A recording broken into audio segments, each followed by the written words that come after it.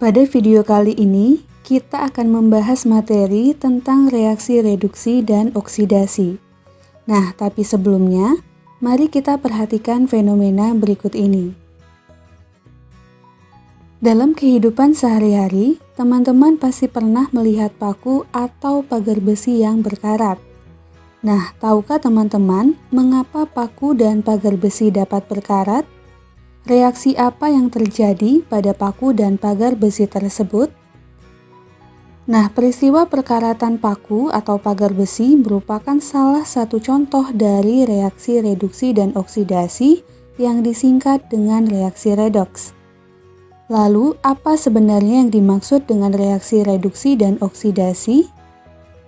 Nah, makna reaksi reduksi dan oksidasi mengalami perkembangan dari masa ke masa sejalan dengan perkembangan ilmu kimia, yang kemudian dapat kita kelompokkan menjadi 3, yaitu konsep reaksi reduksi dan oksidasi berdasarkan pengikatan dan pelepasan oksigen, berdasarkan pelepasan dan pengikatan elektron, serta berdasarkan kenaikan dan penurunan bilangan oksidasi. Nah, mari kita bahas satu persatu. Konsep reaksi reduksi dan oksidasi yang pertama adalah berdasarkan pengikatan atau pelepasan oksigen. Dalam hal ini, reduksi merupakan reaksi pelepasan oksigen dari suatu senyawa. Contohnya, reduksi Fe2O3 oleh CO dengan persamaan reaksi Fe2O3 ditambah 3CO menghasilkan 2Fe ditambah 3CO2.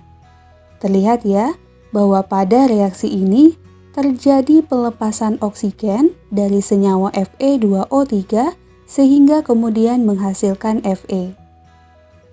Contoh lainnya adalah reduksi Cr2O3 oleh Al dengan persamaan reaksi Cr2O3 ditambah 2Al menghasilkan 2Cr ditambah Al2O3.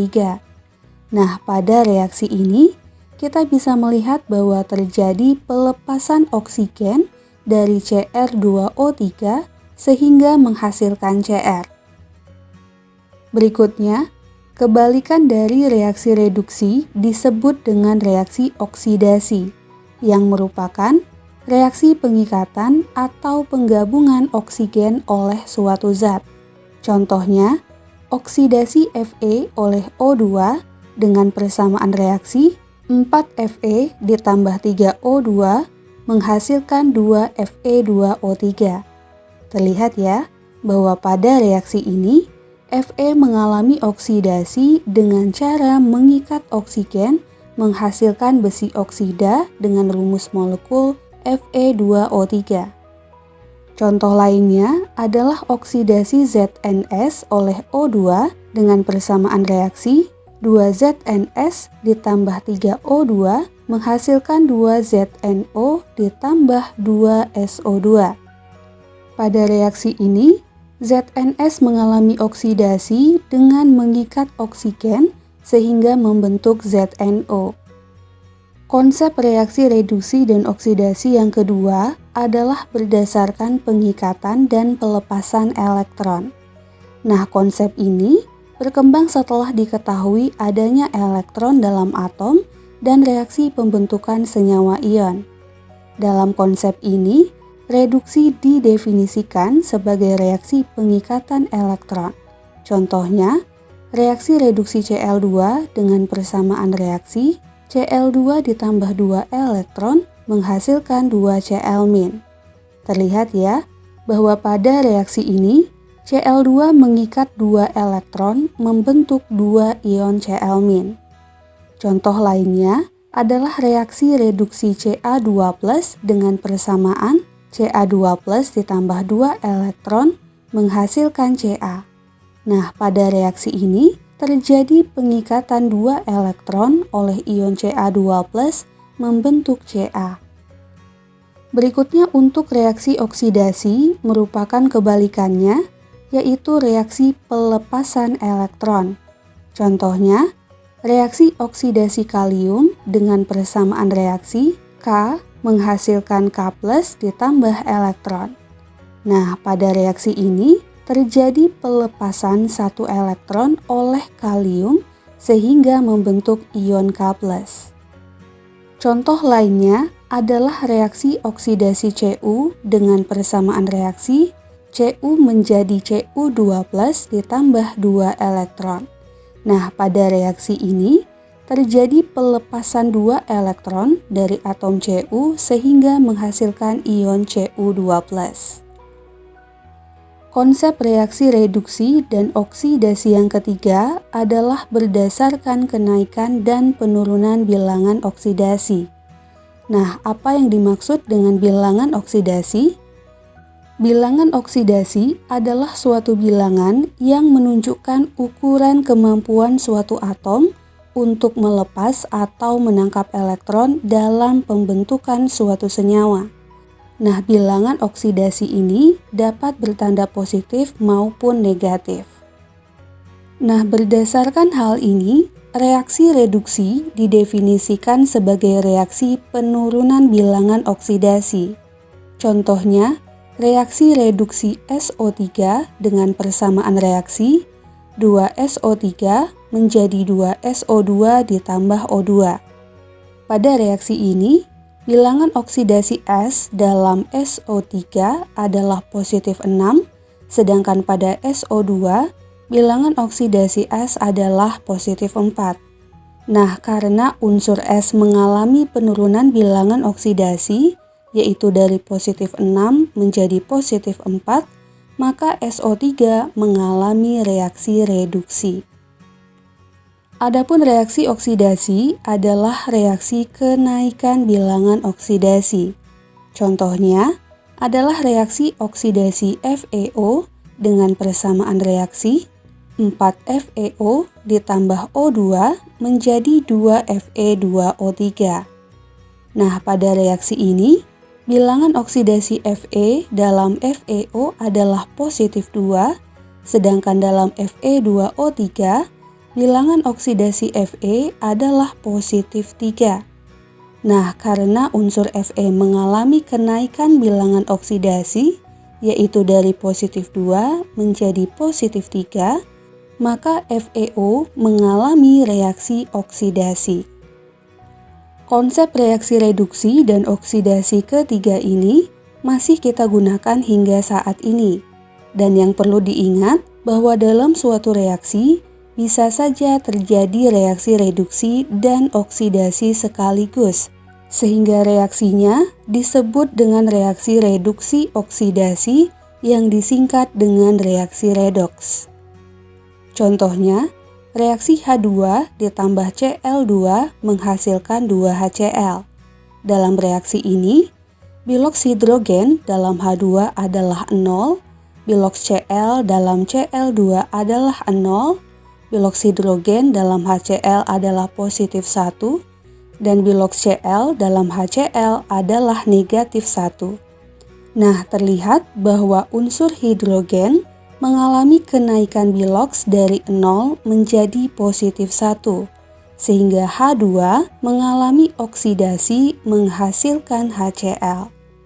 Kemudian, unsur Cl mengalami penurunan biloks dari 0 menjadi negatif 1, sehingga Cl2 mengalami reduksi menghasilkan HCl.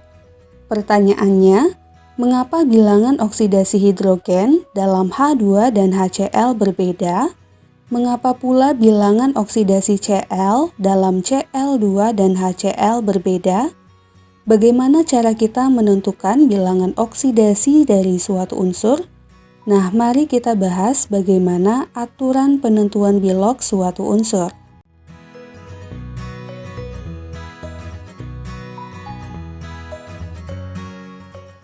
Ketentuan yang pertama, biloks unsur bebas adalah 0. Nah, apa yang dimaksud dengan unsur bebas? Unsur bebas adalah unsur yang tidak berikatan dengan unsur lain. Contohnya adalah Fe dan C yang tidak berikatan dengan unsur manapun, atau H2, O2, Cl2, dan N2 yang berikatan tetapi dengan unsur sejenisnya, bukan dengan unsur yang berbeda. Nah, ini yang menjadi alasan mengapa bilangan oksidasi hidrogen dalam H2 dan bilangan oksidasi Cl dalam Cl2 bernilai 0, karena merupakan unsur bebas. Nah, aturan yang kedua, bilangan oksidasi unsur golongan 1A dalam senyawanya adalah positif 1. Apa saja unsur golongan 1A? Nah, unsur golongan 1A terdiri dari litium, natrium, kalium, rubidium, dan cesium. Jadi, unsur-unsur ini dalam senyawanya memiliki biloks positif 1. Contohnya, bilangan oksidasi natrium dalam NaOH adalah positif 1, dan bilangan oksidasi kalium dalam KCl juga bernilai positif 1. Aturan yang ketiga, bilangan oksidasi unsur golongan 2A dalam senyawanya adalah positif 2. Nah, unsur golongan 2A terdiri dari berilium, magnesium, kalsium, strontium, dan barium. Contohnya, bilangan oksidasi magnesium dalam MgCl2 adalah positif 2, dan bilangan oksidasi barium dalam BaOH2 juga bernilai positif 2. Aturan berikutnya, bilangan oksidasi ion monoatom sama dengan muatannya. Nah, apa yang dimaksud dengan ion monoatom? Ion monoatom adalah ion yang hanya terdiri dari satu jenis atom. Contohnya, ion Fe3+ yang hanya terdiri dari satu jenis atom, yaitu atom Fe, dan karena muatannya adalah positif 3, maka biloksnya juga positif 3. Contoh lainnya adalah ion Cl-, muatannya adalah negatif 1, maka biloksnya juga bernilai negatif 1. Aturan yang kelima, bilangan oksidasi hidrogen pada umumnya adalah positif 1, kecuali dalam hidrida logam, yaitu ketika hidrogen berikatan dengan unsur golongan 1A dan 2A, di mana biloksnya adalah negatif 1. Contohnya, bilangan oksidasi hidrogen dalam HCl adalah positif 1, sedangkan bilangan oksidasi hidrogen dalam NaH adalah negatif 1. Nah, hal ini disebabkan karena NaH merupakan hidrida logam, dengan natrium sendiri merupakan unsur golongan 1A. Aturan yang keenam, bilangan oksidasi oksigen umumnya negatif 2. Misalnya, bilangan oksidasi oksigen dalam H2O dan MgO bernilai negatif 2. Nah, pengecualiannya adalah pertama, dalam F2O, bilangan oksidasi oksigen adalah positif 2. Kemudian, dalam peroksida, yaitu H2O2 dan Na2O2, bilangan oksidasi oksigen adalah negatif 1, dan dalam superoksida, bilangan oksidasi oksigen adalah negatif 1/2. Berikutnya aturan yang ketujuh, total bilangan oksidasi unsur dalam senyawa netral sama dengan 0. Contohnya, total bilangan oksidasi unsur dalam H2SO4 adalah 0. Nah, prinsip ini biasanya kita gunakan untuk menentukan bilangan oksidasi unsur yang kemungkinan memiliki beberapa bilangan oksidasi. Contohnya, dalam H2SO4 biasanya kita diminta untuk menentukan bilangan oksidasi dari S. Nah, berdasarkan ketentuan ketujuh ini, maka 2 dikali bilangan oksidasi hidrogen ditambah bilangan oksidasi S ditambah 4 kali bilangan oksidasi O sama dengan 0. Nah, bilangan oksidasi hidrogennya kita kalikan 2 karena dalam H2SO4 ada 2 atom hidrogen, dan bilangan oksidasi oksigennya kita kalikan 4 karena memang ada 4 oksigen.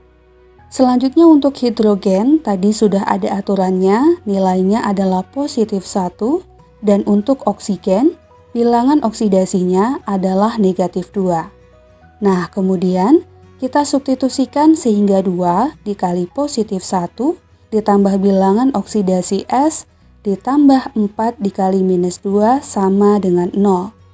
Nah, 4 dikali minus 2 hasilnya negatif 8, kemudian ditambah 2 hasilnya negatif 6. Sehingga bilox S min 6 sama dengan 0.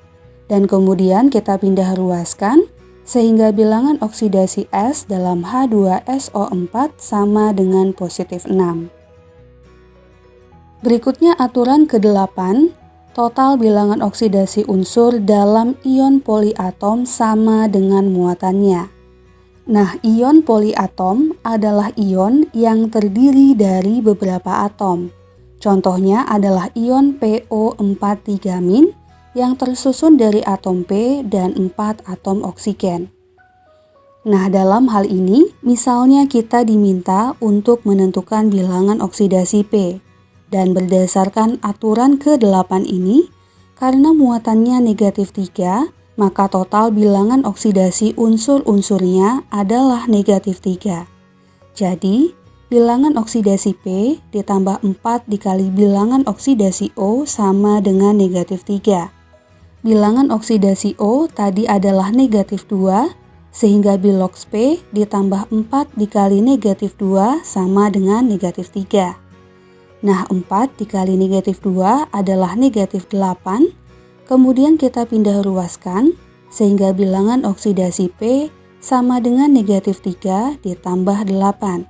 Hasilnya adalah positif 5.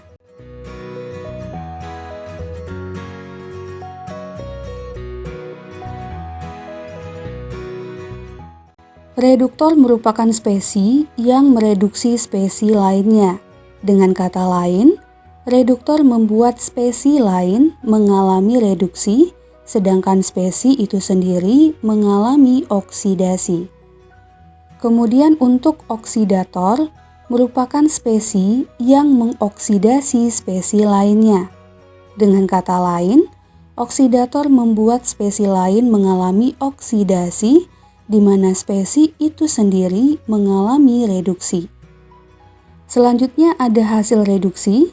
Nah, hasil reduksi ini merupakan spesi yang dihasilkan dari reaksi reduksi. Sedangkan untuk hasil oksidasi merupakan spesi yang dihasilkan dari reaksi oksidasi. Nah, supaya paham, mari kita tentukan reduktor, oksidator, hasil reduksi, dan hasil oksidasi dari beberapa reaksi redoks. Contoh yang pertama, reaksi 2Cl- ditambah 4H+ ditambah MnO2 menghasilkan Cl2 ditambah Mn2+ ditambah 2H2O. Nah, kita tentukan dulu bilangan oksidasi dari seluruh unsur yang ada di reaksi ini. Untuk Cl- merupakan ion monoatom sehingga biloxnya sama dengan muatannya, yaitu negatif 1. Untuk hidrogen dalam ion H+ juga sama, biloxnya sama dengan muatannya sehingga biloxnya adalah positif 1. Kemudian untuk oksigen dalam MnO2 sesuai dengan aturan, bilangan oksidasinya adalah negatif 2. Adapun untuk bilangan oksidasi Mn dalam MnO2 harus kita tentukan terlebih dahulu. Nah, diingat bahwa MnO2 merupakan senyawa netral sehingga total bilangan oksidasinya adalah 0. Maka, bilangan oksidasi Mn ditambah 2 dikali bilangan oksidasi O sama dengan 0. Untuk bilangan oksidasi O tadi nilainya adalah negatif 2, maka bilangan oksidasi Mn ditambah 2 dikali negatif 2 sama dengan 0.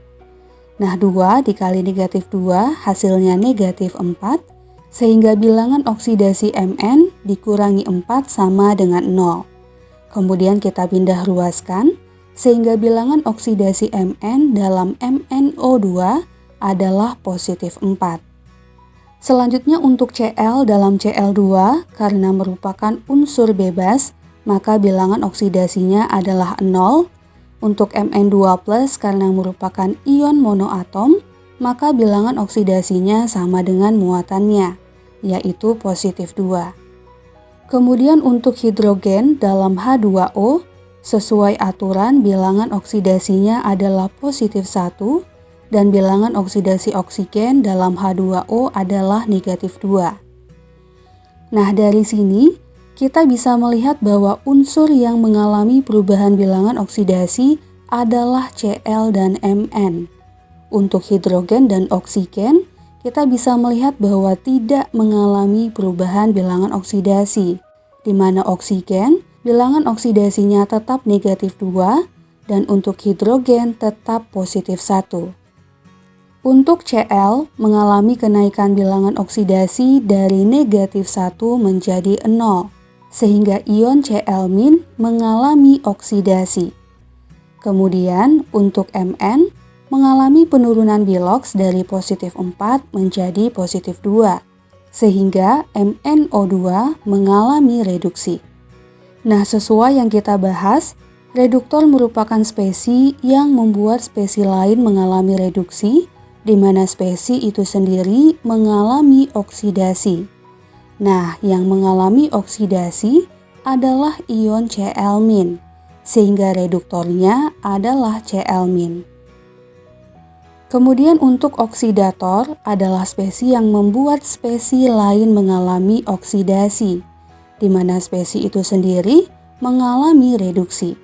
Nah, pada reaksi ini, yang mengalami reduksi adalah MnO2, sehingga oksidatornya adalah MnO2. Untuk hasil reduksinya adalah Mn2+, dan hasil oksidasinya adalah Cl2. Contoh yang kedua, reaksi H2S ditambah SO2 menjadi 3S ditambah H2O. Untuk hidrogen, dalam H2S biloksnya adalah positif 1.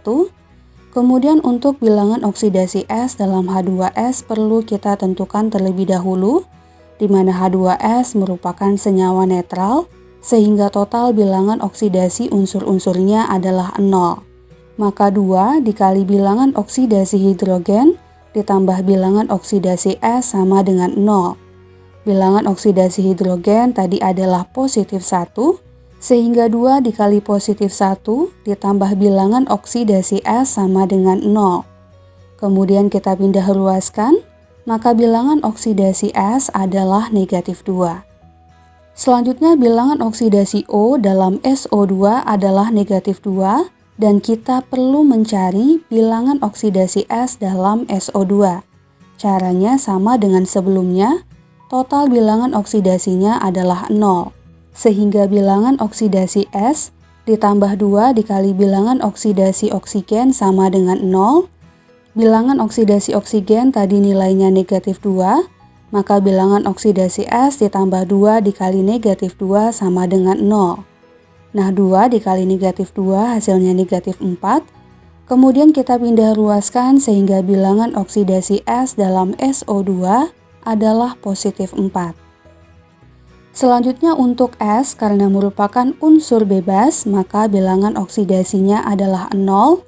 Kemudian dalam H2O, bilangan oksidasi hidrogen adalah positif 1 dan bilangan oksidasi oksigen adalah negatif 2.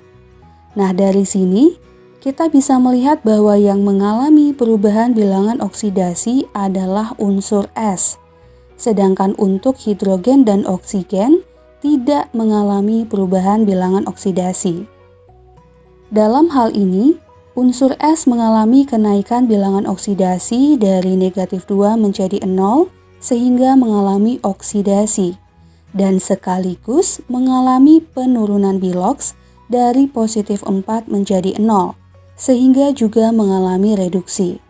Maka, reduktornya adalah H2S, karena S dalam H2S mengalami oksidasi, dan oksidatornya adalah SO2, karena S dalam SO2 mengalami reduksi.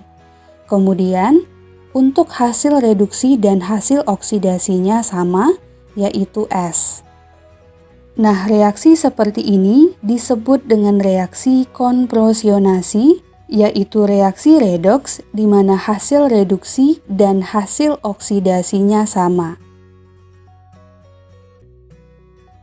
Contoh yang ketiga adalah reaksi Cl2 ditambah 2 NaOH menjadi NaCl ditambah NaClO ditambah H2O. Kita tentukan dulu bilangan oksidasi unsur-unsurnya. Untuk Cl dalam Cl2, bilangan oksidasinya adalah 0 karena merupakan unsur bebas. Kemudian dalam NaOH, bilangan oksidasi Na adalah positif 1 karena Na merupakan unsur golongan 1A. Dan bilangan oksidasi oksigen adalah negatif 2, serta bilangan oksidasi hidrogen adalah positif 1. Selanjutnya untuk natrium dalam NaCl, bilangan oksidasinya tetap positif 1, dan karena NaCl merupakan senyawa netral, maka bilangan oksidasi Na ditambah bilangan oksidasi Cl sama dengan 0, sehingga bilangan oksidasi Cl dalam NaCl adalah negatif 1. Selanjutnya, dalam NaClO, bilangan oksidasi Na tetap positif 1, bilangan oksidasi oksigen adalah negatif 2, dan bilangan oksidasi Cl harus kita tentukan terlebih dahulu. Caranya sama dengan sebelumnya, total bilangan oksidasi unsur-unsurnya adalah 0, sehingga bilangan oksidasi Na ditambah bilangan oksidasi Cl ditambah bilangan oksidasi O sama dengan 0. Nah, kita substitusikan bilangan oksidasi Na dan oksigennya, sehingga positif 1 ditambah bilangan oksidasi Cl ditambah negatif 2 sama dengan 0. Nah, positif 1 dikurangi 2 hasilnya negatif 1, maka bilangan oksidasi Cl-1 sama dengan 0. Kemudian kita pindah ruaskan, sehingga bilangan oksidasi Cl dalam NaClO adalah positif 1. Berikutnya dalam H2O, bilangan oksidasi hidrogennya adalah positif 1 dan bilangan oksidasi oksigennya adalah negatif 2. Nah, dari sini kita bisa melihat bahwa natrium, oksigen, dan hidrogen tidak mengalami perubahan bilangan oksidasi, di mana bilangan oksidasi natrium dan hidrogen tetap positif 1 dan bilangan oksidasi oksigen tetap negatif 2. Nah, yang mengalami perubahan bilangan oksidasi hanyalah Cl2. Dapat dilihat bilangan oksidasi Cl dalam Cl2 mengalami reduksi karena bilangan oksidasinya turun dari 0 menjadi negatif 1, sekaligus mengalami oksidasi karena juga mengalami kenaikan bilangan oksidasi dari 0 menjadi positif 1. Sehingga, untuk reaksi ini, reduktor dan oksidatornya sama, yaitu Cl2. Kemudian, untuk hasil reduksinya adalah NaCl dan hasil oksidasinya adalah NaClO. Nah, reaksi seperti ini disebut dengan reaksi autoredoks, yaitu reaksi redoks di mana spesies yang sama mengalami reaksi reduksi dan oksidasi sekaligus.